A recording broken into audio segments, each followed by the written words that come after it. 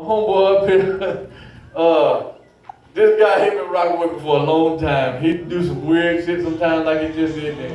I'm gonna bring Chris Greene on up here to the stage. Get on up here, boy, and bless us. Bring it, kids! Aye, Captain! I can't hear you! Aye, Captain! Oh! Who lives in a pineapple under the sea? SpongeBob SquarePants! As soaring and yellow and porous is he! That's what I'm talking about. You know what? I wanted to pick that music because if all else fails, shit, at least that was funny, right? God damn. I was gonna say, the other night, look, y'all, I went to Keysville. It was a big turnout. My boy Lorenzo did his thing, so let's give him a round of applause for that. Yeah! I also want to thank him for allowing us to come apart and Joker Mob be a part of the show. But I also want to thank the people that reached out to me because I know I done horrible that night. I died on stage. But it was amazing with all the sympathy cards I got and all the condolences cards. You know, they reached out to me. Blash called to make sure I didn't kill myself that night. I appreciate it. But if I was suicidal, I probably would because the way he called me and was checking on me. I'm just calling to see if you can kill yourself, boy. Are you all right? I was like, hell no, I ain't all right. But a lot of good things came out of that. Now I go to church. I go to Bible study.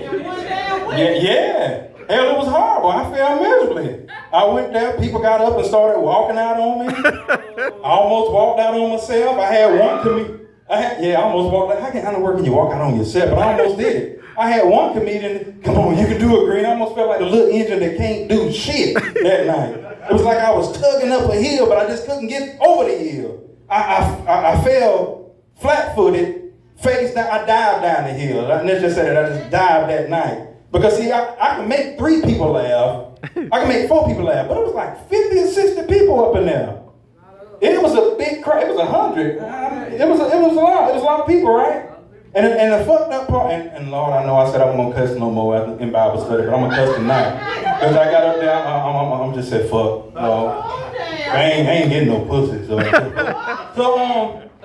I was like, nigga, fuck it. Because it was just crazy. And then I was gonna say this before I move on too. With my partner back there, I'm single. I love to eat. I will suck your titty. It'll be flabby afterward. So you don't want me to do it. I suck all the milk out of it. You got it in there. I suck the juice out of the titty right about now. Look, when you said titty, my mouth just started drooling down. It just started drooling. I feel like titty.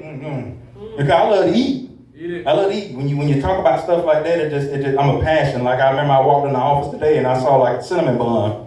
And when I looked at it, my mouth just all of a sudden just started drooling. And it was almost like, man, I'm drooling like somebody just pulled down the shoulder some pussy or something. But it was food. So I got some issues when it comes to that. But I went to church because I felt like I said before, I felt like I failed miserably. So I went to church. I got in front of my pastor. And when I stood in front of him and I told him what I was trying to do, usually he don't cuss, but he said, I don't think that shit for you. God wants you to be serious. He don't want you to be a comedian. I said, well, God damn, Pastor. I said, well, I guess I'm gonna take your call. But then later on, my boy encouraged me and he called me back. So I'm back up here, y'all. I'm doing it again. I'm doing it again. I'm happy, man. Because it wasn't the fact that they got up and they walked out that embarrassed me. It wasn't that at all. It was a long ride home with Blash. Knowing that I failed miserably. He didn't just let me soak in my failure. He talked about it the whole way down. Well, Greene, dog, you fucked up bad. They just got up and they walked out on you. They ain't even said bye, Greene. They just left. Man, what did you say? What joke did you tell? How did you get them to walk out like that? And then not only after I heard that, I had to receive a call about 4 or 5 times that he checking on me to make sure I'm okay. So I learned a valuable lesson. If you fuck up, make sure ain't nobody around when you do it. All right, just do it by yourself. Do it by yourself, man. But how many in here? And this is just one of the random questions I'm thinking about real quick because this is just off the top of my mind right about now. But how many here usually go to church? How many go to church all the time? I think I go to. Too much? Okay. Hold on. I know you said you go to this background back here. Y'all go some too? I used to. You used to? Don't feel bad, man. It'll get better. But anyway, man, I'm gonna be honest with you, y'all. Since I've been going to church, I feel more enlightened. I realize this. too about church, and I'm not saying this to pick, I'm just being honest. I'm just speaking some wisdom. Don't go to church thinking you have to be perfect, because we imperfect people. You feel me? So if you go to church, know that God